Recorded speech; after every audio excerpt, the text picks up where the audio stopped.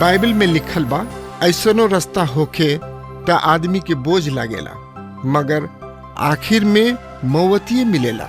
ए घड़ी आप TWR India से प्रसारित कार्यक्रम जिंदगी का राह देखतनी। ई कार्यक्रम मौत से जिंदगी की ओर आपके ले जाए बदे हवे। कृपा करके देखी सुनी, ताकि परमेश्वर आपकी जिंदगी का रास्ता बतावे वाला ठहरस। प्रिय श्रोता, आई आपन पवित्र शास्त्र बाइबल निकाल ली।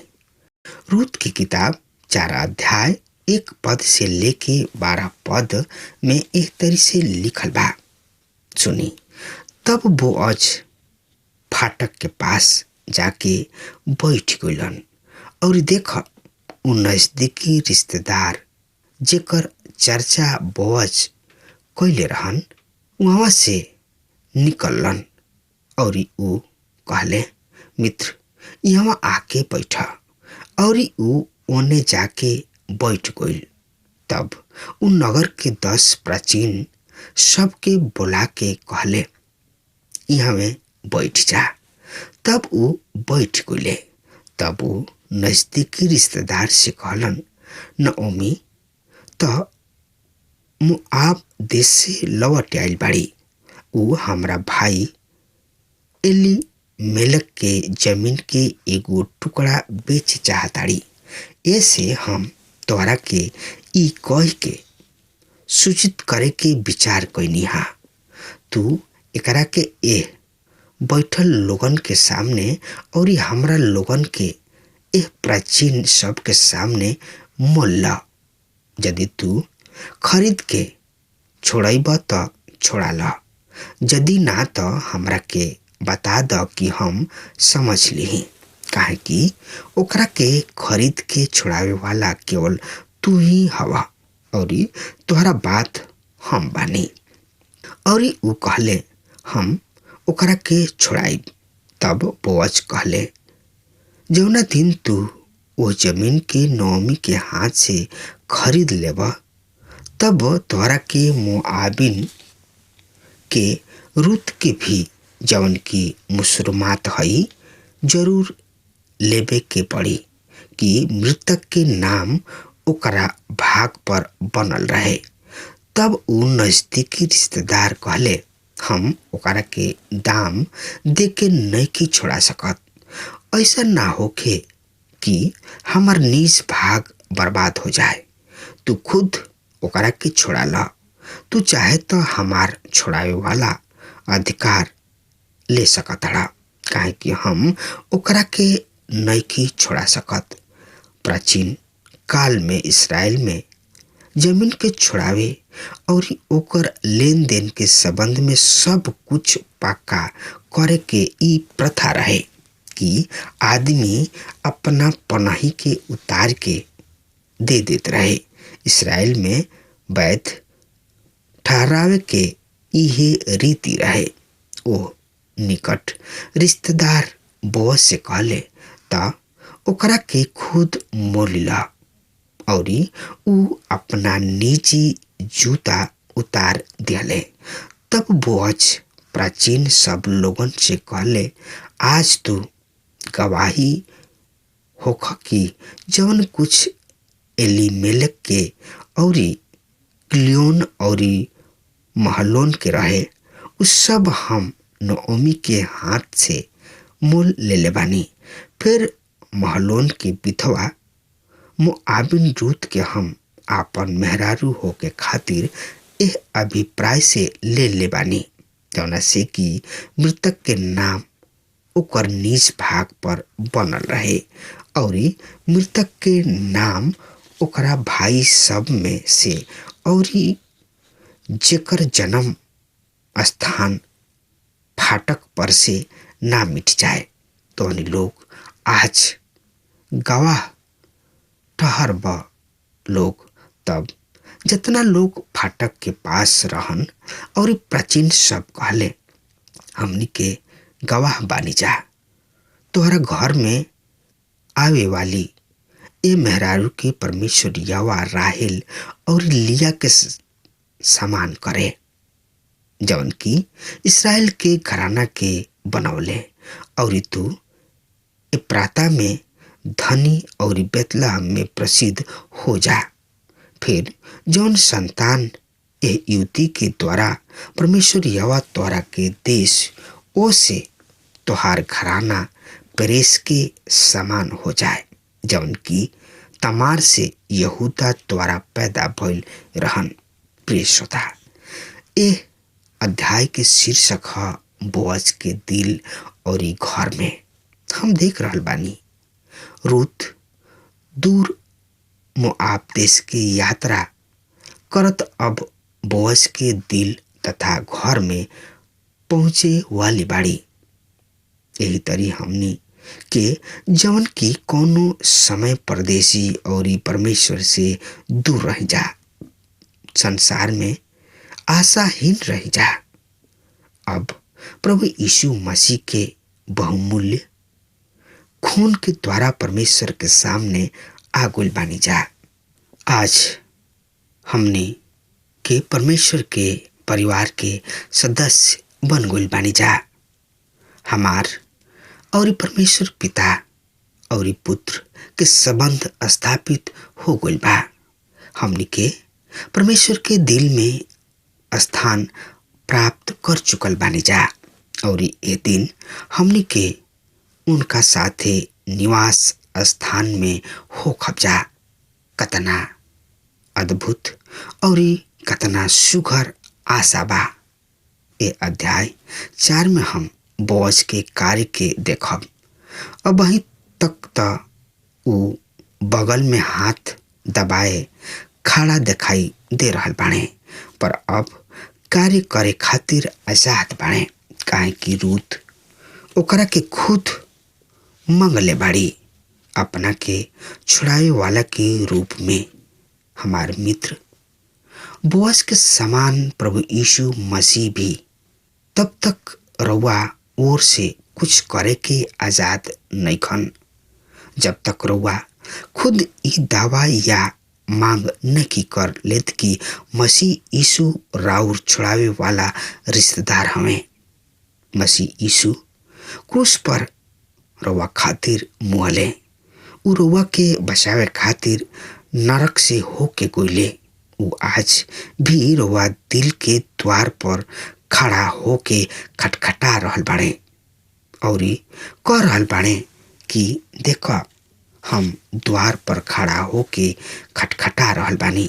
यदि केहू हमार आवाज सुन के द्वार खोली तो हम भीतर आके और ओकरा साथे खाना खाइब और उ हमरा साथे।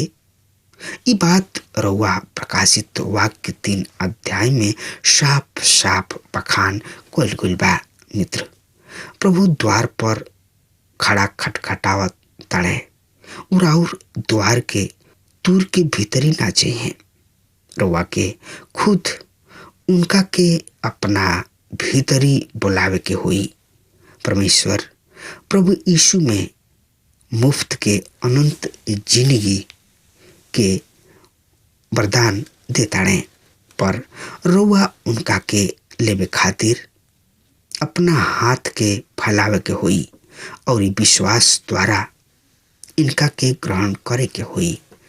विश्वास द्वारा रउआ प्रभु यीशु मसीह के आपन उद्धारकर्ता के रूप में ग्रहण करे के हुई। प्रिय मित्र, यहाँ बोअज जमीन छुड़ावे वाला रिश्तेदार के साथ काम करे के शुरू करताड़े। रूत के अब चुपचाप बैठे के हुई। अब बोअज सार्वजनिक रूप में रूत के मांगे अर्थात दावा करे जा रहल बाड़े। यहाँ बहुते बाधा बा, जैसे व्यवस्था के बाधा, धार्मिक के बाधा, समाज के बाधा, आर्थिक के बाधा, पर बोअज रूत के अपनावे चाहताड़े। उ सब बाधा के दूरे चाहताड़े। उ ओकरा से प्रेम कइले बाड़े, ये ह ए छोट किताब के महान संदेश छुटकारा प्रेम के ई गाथा ह। काहे कि परमेश्वर हमनी से प्रेम कैलन, ऐसे ऊ हमनी के संतान के गुलामी से छुड़ौले, आजाद कैले। श्रोता मित्र, वो ध्यान से सुनत जाइब कि ई अध्याय का और कैसे बखान कर रहल बा।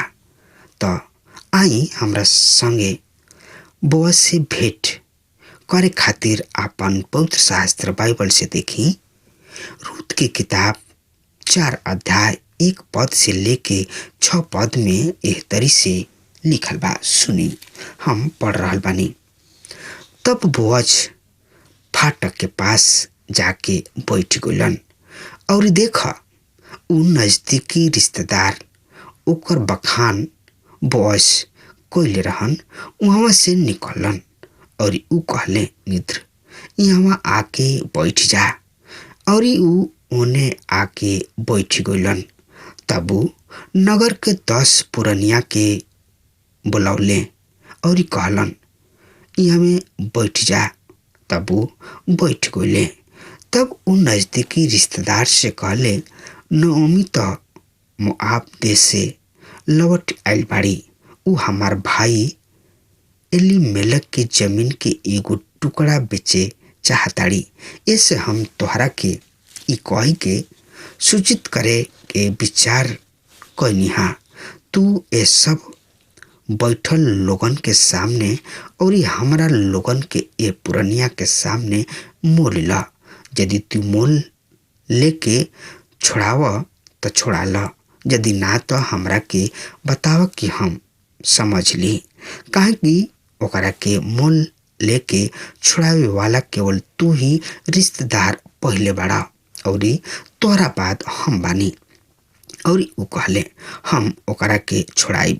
तब बोअज कहले, जौना दिन तू उस जमीन के नौमी के हाथ मोल लेबा, तब तोहरा के मोआबिन रूत के भी जवन की मुसलमात बाड़ी जरूर से जरूर लेवे के पड़ी कि मृतक के नाम चल सके। दूसरा शब्द में कहल जाए कि मृतक के नाम ओकरा भाग पर बनल रहे। तब वो नजदीकी रिश्तेदार कहले, हम ओकरा के मोल लेके नहीं छोड़ा सकत। ऐसा ना हो कि हमार नीस भाग भी बर्बाद हो जाओ। तू खुद ओकरा के छोड़ा ला। तू चाहे तो हमार छुड़ावे वाला अधिकार ले भी ला, काहे कि हम ओकरा के नहीं छोड़ा सकत। प्रिय मित्र, हम देख रहल बानी कि छुड़ावे वाला नजदीकी रिश्तेदार संबंधी रूत के छुड़ावे के तैयार नहीं थे। एकर का कारण बा? उ रूत के भूत तथा ओकरा कमी सब के देख रहल बा। एकर व्यवहार नकारात्मक बा, स्वार्थी बा। उ हानि के बारे में सोच रहल बा, विचार कर रहल बा कि जौन हमार नीस भी भाग बा उहो एकरा चलते बर्बाद हो जाई। उ हानि के बारे में सोच रहल बा, पर बोअज लाभ ओह घाटा के विचार से दूर बा। ई रिश्तेदार अपन अधिकार बोअज के हाथ में सौंप देता। अब बोअज रूत से ब्याह करे खातिर आजाद बा। तो एकरा बारे में और जानकारी खातिर पढ़त सुनत समझत चलत चली। तो हमरा संगे पढ़े खातिर समझे खातिर हमरा साथे अपन पवित्र शास्त्र बाइबल निकाल ली। रूत की किताब 4 अध्याय के 8 से 10 पद ए तरी से बता रहल बा। सुनी, ओ नजदीकी के रिश्तेदार बोअज से कहलन, तो खुद ओकरा के मोल ला। और उ आपन जूती उतार दिहले। तब बोअज पुरनिया और सब लोगन से कहलन, आज तोहनी लोग गवाह होख कि जवन कुछ एलीमेलेक के और क्लियोन और महलोन के रहे उ सब हम नओमी के हाथ से मोल ले बानी। फिर महलोन के मुसलमात मोआबिन रूत के हम आपन मेहरारू होके खातिर ए अभिप्राय से ले बानी कि मृतक के नाम ओकरा भाई सब में से और ओकरा जन्म स्थान के फाटक पर से मिट न जाए। तोहनी लोग आज गवाह ठहरा। प्रिय मित्र, हम देख रहल बानी सबसे पहले बोझ ओकरा संपत्ति के छोड़ावताणे, तब उ रूत के छोड़ावताणे और ओकरा के अपना मेहरारू के रूप में स्वीकार करताणे और गांव नगर माननीय लोग के इकट्ठा करताणे। उ सब काम पक्का करताणे त उ रूत से सामाजिक तौर तरीका से ब्याह कर रहल बाणे। प्रिय मित्र, रूत और बोअज में प्रेम कथा के ए अध्याय में देखल गइल बा। रूत एगो मुसलमात रही और मुसलमात होखला के बावजूद भी उ अपना पति के नाम चलावे खातिर ये सब कर रहल बाड़ी और उन्हीं के प्रथा के अनुसार जे उनका रिश्तेदार नजदीकी होत रहे उहे ओ जमीन के छुड़ावे के ओकरा अधिकार रहे और साथ साथ ओ मुसलमात के भी अपनावे के भी ओकरे अधिकार रहे। प्रिय मित्र, रूत के साथ ब्याह करे के का अभिप्राय रहल होई त एकरा बारे में हम आगे आवे वाला संदेश में बताई कि रूत और बोअज के संबंध में का घटल और का घटे वाला बा, ओकरा बारे में हम रउआ के आगे आवे वाला संदेश में बताई। तब तक रउआ हमरा के खुशी खुशी विदा दीही। परमेश्वर रउआ के, रउआ परिवार के, रउआ रिश्तेदार, रउआ बाल बचन के बहुते बहुते आशीष देस। आमीन। हमके विश्वास बा कि ई कार्यक्रम आप सब खातिर फायदेमंद सिद्ध भइल हुई।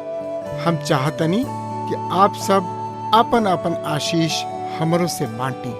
अगर आप सबके लगे बाइबल से चाहे आपकी निजी जिंदगी से क्यों सवाल होके चाहे क्यों समस्या खातिर प्रार्थना करावे चाहतनी तो हमारी फोन नंबर पर जरूर संपर्क करें। परमेश्वर आप सबके बहुत आशीष प्रदान करें और आज का दिन आप खातिर सुखद बनावे।